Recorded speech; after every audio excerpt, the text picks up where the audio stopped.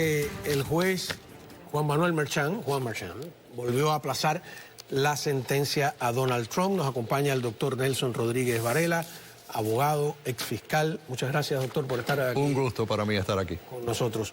Usted lo había pronosticado también, ¿no? Que tenía una dificultad tremenda en sus manos este juez. Ahora, ¿qué significa técnicamente? ¿Hasta cuándo lo aplaza? ¿Qué va a hacer? Y la tiene, la dificultad la tiene. O sea, esto es algo que creó el gobierno de Nueva York, el fiscal de Nueva York, acusando a un expresidente de los Estados Unidos. Y yo creo que los toma totalmente por sorpresa que haya vuelto a ganar las elecciones y que regrese, porque tienen un problema diferente. ¿Cómo tú sentencias a un presidente que está a punto de tomar función como presidente, ¿verdad? Después de que lo encuentren culpable en un juicio que realmente carece de todas las reglas evidenciarias que te puedas imaginar. Y ahora tiene un problema. No solamente lo tiene que sentenciar, sino que antes de hacer eso, y la sentencia sería prematura, tiene que primero lidiar con la moción para un nuevo juicio, porque interviene la Corte Suprema con su determinación con respecto a la inmunidad presidencial, y de ahí en adelante todos estos juicios criminales tienen que ser revisados para ver si la evidencia que se había presentado durante el transcurso de ese juicio es admisible basado en esa determinación de la Corte Suprema. Así que no solamente la sentencia es prematura, sino tiene que hacer ese análisis antes que nada.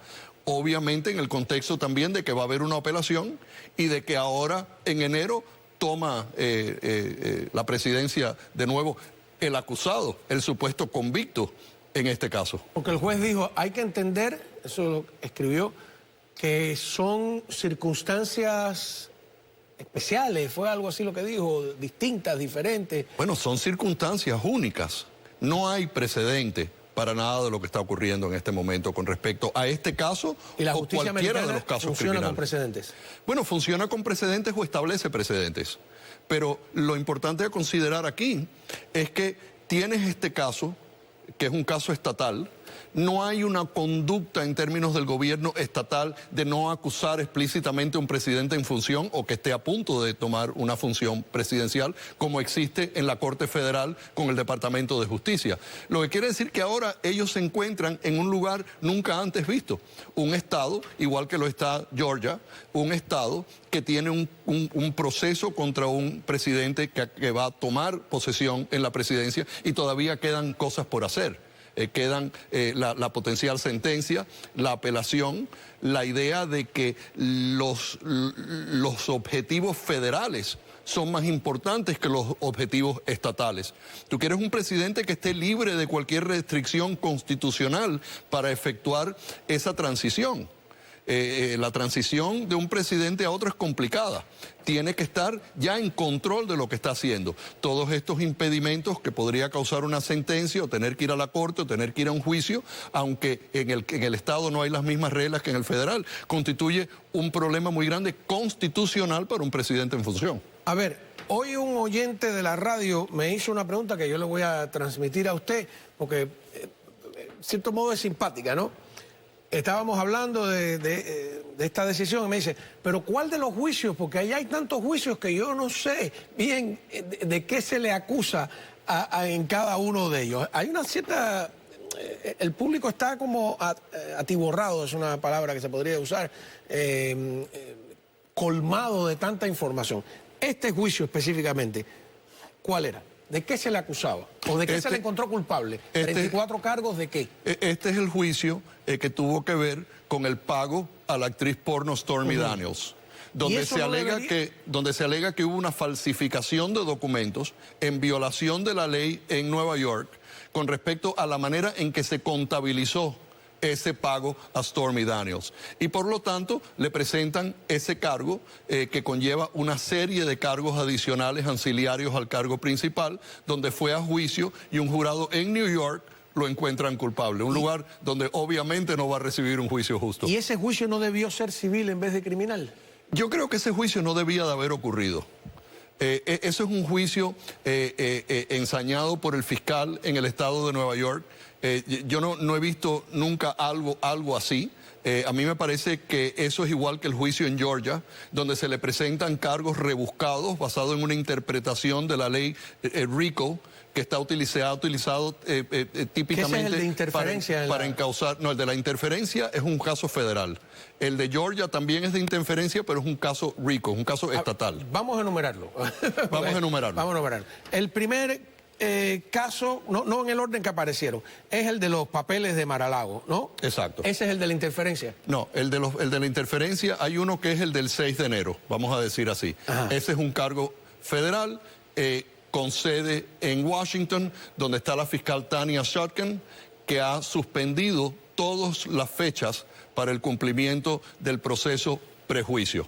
Y la idea de eso es que el discurso de él alentó que la gente se lanzara al Capitolio. Y la parte también de los electores, alegadamente los electores falsos, y la manipulación del vicepresidente, y todo lo que se hizo en el entorno de prevenir la certificación de los votos en esa sesión del Congreso que fue interrumpida por personas que entraron al Capitolio. Okay. Ese es el primero. Y claramente en ese caso el fiscal especial está en el proceso de determinar cómo va a eliminar ese caso, porque el presidente no puede ser encausado ni puede ser procesado mientras esté en función. La idea es, y lo que se espera, es que ese caso se desestime por parte de la Fiscalía, o francamente cuando tome posesión el presidente Trump pueda eliminar o votar al fiscal federal principal y al fiscal especial, nombrar otro fiscal general y eliminar la oficina del fiscal especial. Se acabaría el caso. Ok, el de los papeles de Mar-a-Lago, ¿qué va a pasar con eso? El de los papeles del Mar-a-Lago en este momento se encuentra en un estado de apelación, porque el gobierno está apelando el hecho de que la fiscal, de que el juez manipuló. Ella eliminó ese caso, lo votó, basado en el hecho de que la alegación que se está haciendo es que el fiscal especial fue nombrado de una manera ilegal, porque nombrar un oficial en capacidad de fiscal debería haber sido confirmado por el Senado. Y en este caso no fue confirmado por el Senado. Ella eliminó ese caso basado en la manera en que el fiscal especial fue seleccionado. Pero ese caso es interesante porque ellos pueden quitar a Trump de ese indictment, como espero que suceda. Pero quedan dos acusados más y queda una decisión en el 11º circuito que va a ser muy importante que se determine, porque la decisión que el 11º circuito tiene que llevar a cabo es si o no fue nombrado el fiscal especial de una forma ilegal basada en las leyes. Mi estimación es que eso van a eliminar al presidente Trump de ese caso, pero van a seguir pidiéndole al 11º circuito que determine ese caso basado en la autoridad de haber seleccionado al fiscal especial de esa manera, y después realmente no sé lo que voy a hacer. Deberían eliminar todo el caso, pero la verdad es que ninguno de los dos otros coacusados gozan del mismo privilegio que goza un presidente en función de no ser procesado por el gobierno federal. Ahora, a nivel de percepción popular, lo que hay con ese caso de los papeles secretos, ¿no?, es... en un principio, yo recuerdo aquí, porque la mesa es un termómetro de cómo van evolucionando las cosas, lo grave era que había sacado documentos secretos y que eso ponía en peligro la seguridad de Estados Unidos. Cuando se descubre que Biden también los había sacado, yo tengo la impresión de que se cambió ligeramente. Entonces el tema era que él no entregó los papeles, ya no era haberlos sacado. Y entonces mucha gente del público me paraba por la calle y me preguntaba, pero ¿cómo es que a Trump lo van a juzgar si tanto Biden como Pence hicieron lo mismo y no van a ser juzgados, ¿no? ¿Tú no crees que, a lo mejor legalmente tiene una explicación, pero a niveles de percepción popular era una duda razonable, ¿no? Y yo creo que la percepción popular es interesante, porque la gente que piensa así le pierde la confianza al sistema legal de los Estados Unidos. ¿Por qué el gobierno federal acusa a una persona de un crimen cuando otra persona similarmente situada bajo las mismas circunstancias no es acusado? Entonces se percibe que se está utilizando la institución del Departamento de Justicia para encausar al presidente Trump para eliminarlo de cierta forma como el principal adversario del presidente Biden en una elección.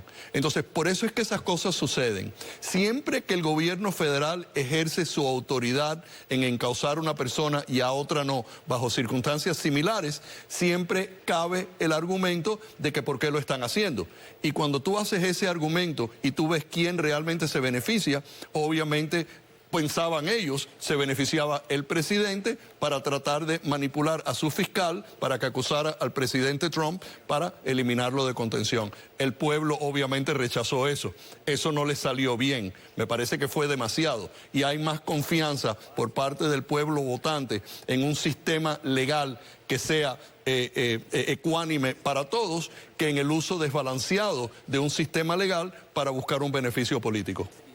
¿Qué otros juicios hay? Entonces, tienes el caso de Georgia. El caso de Georgia es un caso que tiene que ver con la manera en la cual, alegadamente, el expresidente Trump y el presidente electo Trump utilizó ciertos métodos para conseguir que el estado de Georgia desestimara el conteo de votos de la forma que lo estaba haciendo. Ahí es donde está la llamada Raffensperger y hay toda una serie de factores, incluyendo varios de los abogados, donde el gobierno de Georgia está alegando que él cometió actos en conjunto, conspiracionales con otras personas para prevenir que la votación de Georgia fuera una votación legítima e influir a que se cambiaran los votos a favor del presidente Trump. El único problema que hay con eso es que el estado de Georgia utiliza el estatuto, que es el estatuto de racketeering, que típicamente se ha utilizado para desmantelar mafias, para desmantelar organizaciones delictivas. Y obviamente el presidente Trump en ese momento tiene el derecho de confiar en lo que le están diciendo sus abogados. Y inclusive muchos de los abogados se declararon culpables en ese caso y ahora existe el problema de que la fiscal junto con el novio de ella han creado una situación de conflicto de intereses que está siendo entonces ahora revisada por la Corte de Apelaciones. Ese también requiere un análisis independiente basado en la admisibilidad de la evidencia en el contexto de la decisión de la Corte Suprema con respecto a la inmunidad presidencial. ¿Qué va a pasar con esos abogados y con los que se han declarado culpables?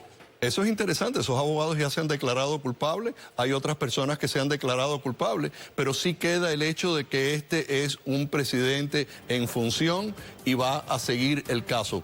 Pueden pasar varias cosas, pueden tratar de posponerlo, pueden eliminarlo, pueden eliminar el caso contra el presidente, o sea, quitar el presidente de ese cargo y procesar a todos los demás. Queda por verse qué es lo que va a hacer la Corte de Apelaciones con respecto a destituir a Fani Willis, que es la fiscal en Fulton County. Si la Corte ordena esa destitución por conflicto de intereses, entonces esa oficina sería también descalificada. Otra oficina de fiscales tendría que reanalizar el caso y es muy imposible que en ese reanálisis pueda quedar el presidente Trump fuera. Obviamente ni va a estar dispuesto a presentarse, ni pueden lograr que se presente a contestar cargos criminales estatales mientras es presidente. Bueno, vamos a una pausa. En los segmentos anteriores discutíamos cuáles son las potestades del presidente en relación a la rama legislativa, que es la que escribe las leyes, ¿no? Recuerda, la rama legislativa escribe las leyes y la rama judicial las interpreta, ¿no? Y la pregunta que tenemos pendiente para el próximo segmento es ¿qué potestades tiene el presidente sobre la rama judicial de gobierno? Ya volvemos. Continuamos conversando con el doctor Nelson Rodríguez Varela, abogado y exfiscal. Entonces, no sé si se sale de sus parámetros la pregunta, pero para defender la separación de poderes, que es, yo creo que clave en la democracia norteamericana, ¿qué poderes o qué potestades tiene el presidente sobre el sistema de justicia? ¿Qué puede hacer? ¿Quién puede nombrar? ¿Quién puede destituir? ¿Se puede eso ya lo sabemos de alguna manera? Sí, está relativamente fuera de mi área. Sí. Tenías antes de mí a alguien que le podrías haber preguntado eso mejor, pero bueno, me lo estás preguntando a mí. El presidente es el líder del Ejecutivo. El Ejecutivo tiene una serie de instituciones. Y esas instituciones trabajan para el presidente de los Estados Unidos. Una de ellas es el Departamento de Justicia, donde él nombra al fiscal general, como de la misma forma que nombraron a Merrick Garland, él nombró a Barr y puede nombrar a otro ahora cuando él... Y ahí me disculpa si le interrumpa, que es una cosa que hemos discutido varias veces. No es una contradicción que se supone que el sistema de justicia es independiente y que el presidente pueda nominar, quitar, destituir al fiscal. En teoría sí lo es, pero lo que sucede es que nombra al fiscal, pero el fiscal tiene que ser confirmado por el Senado. No es que él nombre al que le da la gana y se acabó. Entonces, él tiene el control de quién va a nombrar. Entonces, el fiscal se establece. La idea es que el fiscal es autónomo y responde solamente a la ley y responde a los procesos del Departamento de Justicia. Es un administrador del Departamento de Justicia. Por eso, disculpe, cuando el presidente también nombra a los fiscales de los diferentes distritos. Y el presidente obviamente también nombra jueces federales que también son confirmados por el Senado. Nombra jueces de la Corte Suprema y esos jueces de la Corte Suprema también son confirmados por el Senado después de un proceso a través de los diferentes comités y el comité en particular que investiga a los jueces una vez que esos jueces son nombrados por el presidente. Tiene potestades. Tiene un montón de potestad. Aunque el presidente no debe influir en las decisiones del fiscal general del Departamento de Justicia, quién debe ser encausado, quién no debe ser encausado, cómo deben llevar a cabo los encausamientos, de qué manera se tendría que presentar la evidencia en un juicio. Todo eso ya es parte del Departamento de Justicia, que tiene sus propias reglas para poder cumplir con su trabajo. Pero venimos de la sospecha de que la Fiscalía ha sido utilizada por el Ejecutivo precisamente para encausar a Trump. Y uno de los miedos es que Trump ahora vengativamente haga lo mismo. Bueno, yo esperaría que no, pero de la misma forma yo esperaría que, por ejemplo, el Congreso investigue si hubo abuso de poder en utilizar alguna institución para buscar un encausamiento o investigar al presidente Trump o alguna de las otras personas en el entorno del presidente Trump, si eso se hizo por motivaciones políticas. Porque el sistema judicial y el sistema acusatorio de la Fiscalía y el Departamento de Justicia tiene que trabajar basado en las leyes existentes y tiene que trabajar en términos de los protocolos necesarios para llegar justamente a una adjudicación de culpabilidad o a un caso que se le presenta al gran jurado. Si tú lo estás haciendo por motivaciones políticas, entonces eso es un abuso de poder y podría ser investigado y podría tener ramificaciones, porque sabemos que se usó mucho esas presiones porque se vieron los resultados. Nunca en la historia de los Estados Unidos hemos visto algo así. Yo creo que cabe la posibilidad de que pueda haber alguna investigación, pero realmente el presidente no conduce esas investigaciones. Nombra a las personas que entonces actúan de forma independiente o se supone que actúen de forma independiente, pero obviamente el presidente tiene mucho poder sobre los jueces para nombrarlos, pero no después para ordenarles a que trabajen o hagan algo. A ver, entonces sería así, la policía o el FBI investiga, la Fiscalía acusa o encausa. La Fiscalía presenta la evidencia a un gran jurado y un gran jurado acusa. El pueblo decide. El pueblo... Los 12 miembros son miembros del pueblo. Exactamente. Que es distinto al sistema Los miembros del gran jurado son los que deciden. Pero el fiscal ejerce mucha fuerza sobre el gran jurado. Tiene mucha... fíjate que en el gran jurado... ¿Y el juez dicta sentencia? No, el juez no dicta sentencia. Tiene que haber un juicio después del gran jurado. Pero digo, porque el gran jurado es distinto a los 12 miembros de un jurado. El FBI investiga. Van a los fiscales. Los fiscales le presentan al gran jurado. El gran jurado emite una acusación. ¿Siempre hay un gran jurado? ¿No se va nunca directamente a un jurado de 12? No, tienes un derecho a ser encausado por un gran jurado en la Corte Federal. Hay veces que puedes rehusar ese derecho y eres acusado directamente por un fiscal. El gran jurado solamente está en función para determinar cuáles son las acusaciones que se deberían presentar basado en la evidencia que presenta la Fiscalía. Pero la Fiscalía ejerce mucho control sobre el gran jurado. No hay un derecho a estar representado por un abogado, ni el acusado está presente frente al gran jurado típicamente. Por lo tanto, el gran jurado va a hacer lo que la fiscalía le indique que debe de hacer basado en la evidencia que se presente. Es muy difícil que un gran jurado no emita una acusación cuando el fiscal presenta evidencia y así se lo pide. Entonces eso es antes de ir al juicio. Después viene el juicio y el pueblo decide. Una vez que el gran jurado, que está compuesto de ciudadanos también, emite una acusación, entonces ese caso pasa a las Cortes.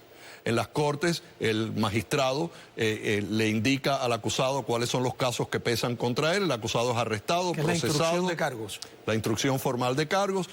Hay un proceso en el cual la fiscalía presenta sus pruebas a la defensa, se establece un juicio, se presentan las mociones y si el caso procede a juicio porque la persona no se declara culpable o el caso se resuelve de alguna otra forma, entonces va frente a un jurado. Ese jurado está compuesto por ciudadanos. O sea, hay pesos y contrapesos. Hay algo que sí sirve a favor del acusado, que es ser considerado por los miembros de un jurado de una forma ecuánime, de una forma imparcial. Pero el jurado, es decir, el pueblo, no dicta sentencia, solo dice si tú eres culpable o inocente, ¿no? Es correcto. El que dicta ¿Culpable o no culpable? Bueno, en español tenemos una discusión sobre eso, ¿no? Sí, porque no existe el término no culpable. El jurado no tiene que encontrar una persona inocente.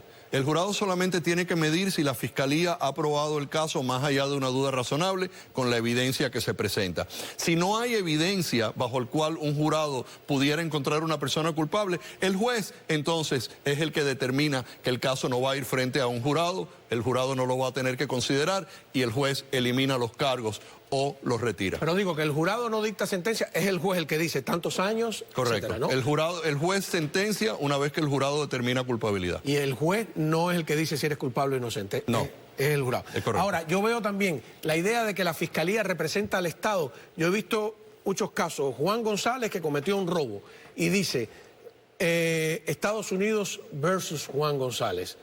¿Es porque la fiscalía es el gobierno? La fiscalía representa al gobierno. El gobierno es del pueblo. Por lo tanto, los Estados Unidos, que es el pueblo, versus la persona que está siendo acusada. Pero eso es una ficción. Realmente el gobierno federal es representado por el fiscal. El fiscal emite estas acusaciones una vez que se le presenta a un gran jurado. El gran jurado hace las acusaciones, el fiscal lo procesa. Pero realmente los Estados Unidos son los fiscales en cualquier cargo criminal. Eso es un cargo federal a nivel estatal y en las cortes locales es igual. En las cortes locales es similar. Las cortes locales no todos los casos tienen que ir frente a un gran jurado, solamente los casos más serios de asesinato en primer grado, etcétera, van frente a un gran jurado. No hay un derecho de ser acusado por un gran jurado en la mayoría de los casos estatales. Eso quiere decir que el fiscal se entrevista con los policías que hicieron el arresto o los fiscales dirigen una investigación junto con alguna unidad policial y después el fiscal es el que redacta y presenta el documento acusatorio que se le presenta a la corte y comienza el caso en la Corte Criminal. Su pronóstico entonces es que todos estos casos judiciales, o la mayoría, algunos sí, otros no, se desmoronan contra Trump. Yo creo que los dos casos federales se desmoronan contra Trump. Yo creo que los dos casos federales contra un presidente en función no tienen cabida basado en las propias reglas del Departamento de Justicia. Así que yo anticipo que antes que el presidente esté en función, la Fiscalía Federal tomará una decisión de retirar estas acusaciones contra el presidente, con el proviso de que el caso que tiene que ver con los documentos probablemente continúe en la Corte de Apelaciones sin estar el presidente Trump, porque quedan dos acusados y es importante para la Fiscalía que el 11º Circuito tome una decisión con respecto al nombramiento del fiscal especial, aunque la oficina del fiscal especial en este caso va a ser eliminada en el momento en el cual el presidente tome posesión ahora en enero. ¿Qué va a decir, qué va a determinar el juez, si se puede determinar, Juan Merchan, la próxima semana, creo que dijo? Yo creo que el juez Juan Merchan no va a sentenciar al presidente él va a tener que tomar una decisión con respecto a si el juicio debe anularse y un nuevo juicio ser ordenado, y la Fiscalía del Estado de Georgia y la Fiscalía del Estado de New York van a tener que balancear los intereses estatales con los intereses de una presidencia sólida, los intereses nacionales basados en esta votación popular y la victoria abrumadora del presidente con ese mandato, y deberían de retirar los cargos. Y por último, ¿el presidente se puede autoperdonar? El presidente potencialmente sí se puede autoperdonar, pero yo no creo que llegue a eso. No. No. No va a tener necesidad. No, yo creo que eso se resuelve antes de que tome la presidencia, y yo creo que sería lo mejor para el país. Yo no creo que debemos de llegar a un punto en el cual el presidente Trump sea juramentado con cargos federales o estatales pendientes. Bueno, pues muchísimas gracias al doctor Nelson Rodríguez Varela. Su consulta, por cierto, está ahí en Leyún y la 11. Está... Ya el café que te tenía listo está frío. Sí, ok, bueno, pasaré. Vamos a tener que hacer otro appointment. Mire, cuando...